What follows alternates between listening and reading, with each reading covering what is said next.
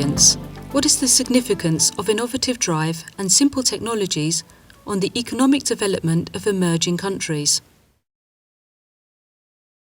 Well, first of all, innovation and technology will play a key role in solving the great challenges that we all face in the 21st century, which is climate change, which is food security, just to name two examples. In some cases, we'll probably even need a technological revolution. And secondly, innovation and technology plays an important role for developing countries in increasing their competitiveness in this global world. And that's one reason why we have just published our annual development report on this issue. For technologies and innovative ideas to tackle global challenges, they have to be made usable for people in developing countries. What role does the KfW Business Area Development Bank play here? Well, we have different concepts as KfW Development Bank. First of all, in emerging countries, we are trying to combine our financing projects in emerging countries with a research cooperation project. So, for instance, in India, we are supporting energy efficiency investments in the building sector, in buildings. And in parallel to that, we have set up a research cooperation between the German Fraunhofer Institute and a very renowned institute in India. And they're developing a software that allows very easily to identify the energy efficiency potential in a given building. That's one example. In other countries, on behalf of our ministry, we are trying to implement pilot projects to show the effects of a new technology.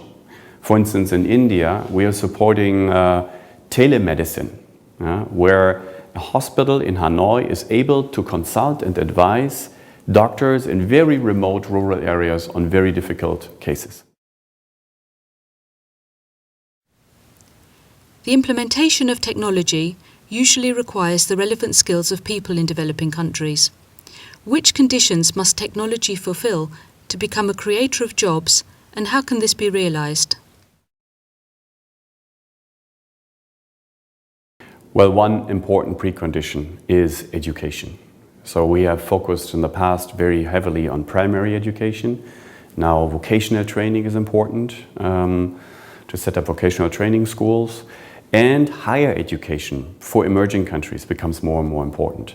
So what we do is, for instance, in Latin America, we have set up a higher education fund that gives out student loans to those students that can normally not afford to study at a university.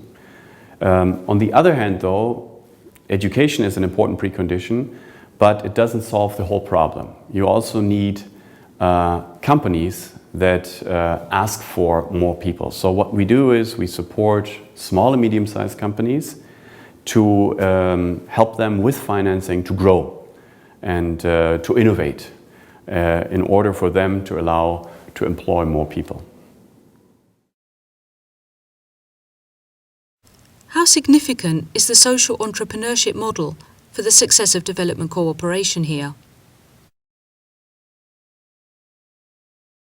It is very important. Social entrepreneurship is a very important topic in our work because you don't only have the entrepreneur. The entrepreneur per se is a very important factor in creating jobs and in bringing innovation. But the social entrepreneur is a special case because he innovates, he tries to find a solution, a product or a service that addresses a social problem in general. And in developing countries and in emerging economies, he mostly addresses the problems of the poor, so those living at the bottom of the pyramid. And so he is not only an entrepreneur, he's also an innovator and trying to solve a social problem. How important are simple technologies as a basis for starting up a business, for example? Well, we see a great potential for simple technologies, simple services to address the needs of the poor.